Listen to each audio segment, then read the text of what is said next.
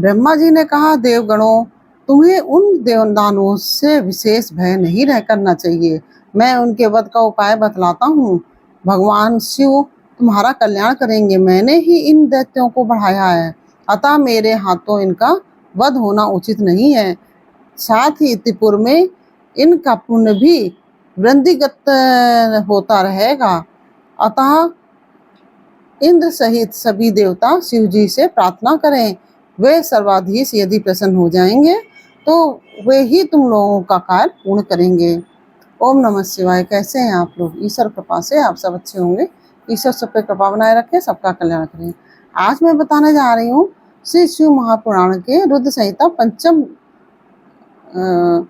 खंड का और युद्ध खंड पंचम युद्ध संहिता पंचम में युद्ध खंड अध्याय 2 से 5। तारक पुत्रों के प्रभाव से संतप्त हुए देवों की ब्रह्मा के पास करुण पुकार। ब्रह्मा का उन्हें शिव के पास भेजना, शिव की आज्ञा से देवों का विष्णु की शरण में जाना और विष्णु का उन दैत्यों को मोहित करके उन्हें आचार भ्रष्ट करना। ओम नमः शिवाय, ओम नमः शिवाय, हर हर बोले नमः शिवाय। गंगाधराय शिव गंगाधराय, हर हर बोले नमः शिवाय।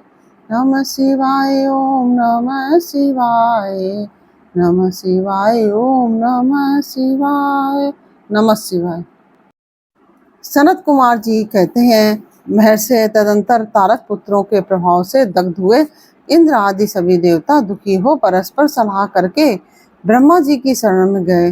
वहां संपूर्ण देवताओं ने दीन होकर प्रेम पूर्वक पितामह को प्रणाम किया और अवसर देखकर उनसे अपना दुखड़ा सुनाते हुए कहा। देवता बोले, धाता, त्रिपुरों के स्वामी तारक पुत्रों ने तथा मयासुर ने समस्त स्वर्गवासियों को संतप्त कर दिया है। ब्रह्मन, इसलिए हम लोग दुखी होकर आपकी शरण में आए हैं। आप उनके वध का कोई उपाय कीजिए जिससे हम लोग सुख से रह सकें। ब्रह्मा जी कहते हैं, देवगणों, तुम्हें उन देवदानवों से विशेष भय नहीं करना चाहिए। मैं उनके वध का उपाय बतलाता हूँ। भगवान शिव तुम्हारा कल्याण करेंगे। मैंने ही इन दैत्यों को बढ़ाया है, अतः मेरे हाथों इनका वध होना उचित नहीं है। साथ ही त्रिपुर में इनका पुण्य भी वृद्धिगत होता रहेगा। अतः इंद्र सहित सभी देवता शिव जी से प्रार्थना करें। वे सर्वाधीश यदि प्रसन्न हो जाएंगे तो वे ही तुम लोगों का कार्य पूर्ण करेंगे। सनत कुमार जी कहते हैं, व्यास जी, ब्रह्मा जी की यह वाणी सुनकर इंद्र सहित सभी देवता दुखी हो उस स्थान पर गए जहाँ वृषभ ध्वज शिव आसीन थे। तब उन सब ने अंजलि बांधकर देवेश्वर शिव को भक्ति पूर्वक प्रणाम किया और कंधा झुकाकर लोकों के कल्याणकर्ता शंकर का स्तुवन किया। उन्हें इस प्रकार नाना प्रकार के दिव्य स्तोत्रों द्वारा त्रिशूलधारी परमेश्वर की स्तुति करके स्वार्थ साधन में निपुण इंद्र आदि देवताओं ने दीन भाव से कंधा झुकाए हुए हाथ जोड़कर प्रस्तुत स्वार्थ को निवेदन करना आरंभ किया। देवताओं ने कहा, महादेव, तारक के पुत्र तीनों भाइयों ने मिलकर इंद्र सहित समस्त देवताओं को परास्त कर दिया है।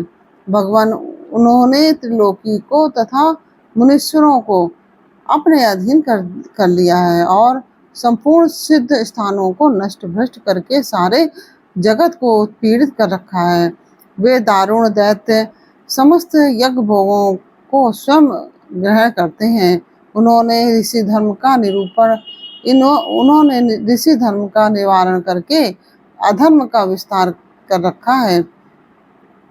शंकर निश्चय ही वे तारक पुत्र समस्त प्राणियों के लिए अवध्य हैं, इसलिए वे स्वेच्छानुसार सभी कार्य करते रहते हैं। प्रभु, ये त्रिपुर निवासी दारुण दैत्य जब तक जगत का विनाश न कर डालें, उसके पहले ही आप किसी ऐसी नीति का विधान करें जिससे इसकी रक्षा हो सके। सनत कुमार जी कहते हैं, मुने यूं भाषण करते हुए उन स्वर्गवासी इंद्र आदि देवों की बात सुनकर शिव जी उत्तर देते हुए बोले। शिव जी ने कहा कि देवगण, इस समय वे त्रिपुराधीश महान पुण्य कार्यों में लगे हुए हैं।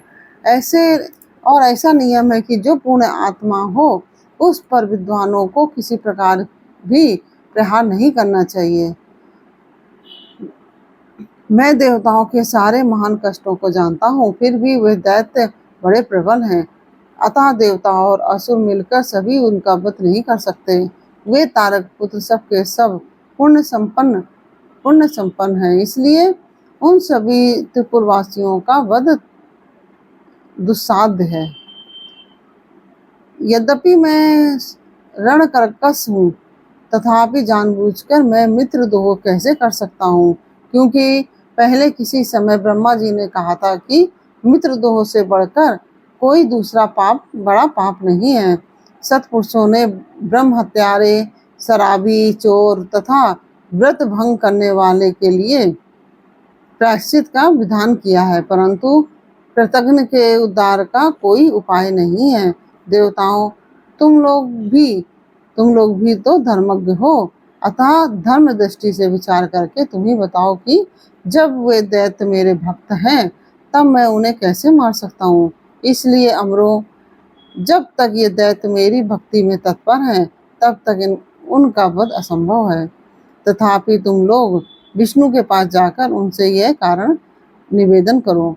तदंतर देवगण भगवान विष्णु के समीप गए और उनके द्वारा ऐसी व्यवस्था की गई कि जिससे कि वे असुर शैव सनातन धर्म से विमुख होकर सर्वथा अनाचार परायण हो गए। वैदिक धर्म का नाश होने से वहां स्त्रियों ने पतिव्रत धर्म छोड़ दिया। पुरुष इंद्रियों के वश में हो गए। यूं स्त्री पुरुष सभी दुराचारी हो गए। देवाराधन, श्राद्ध, यज्ञ, व्रत, तीर्थ, शिव, विष्णु, सूर्य, गणेश आदि का पूजन, स्नान, दान आदि सभी शुभ आचरण नष्ट हो गए। तब माया तथा अलक्ष्मी उन पुरों में जा पहुंची। तब से प्राप्त लक्ष्मी वहां से चली गई। इस प्रकार वहां अधर्म का विस्तार हो गया।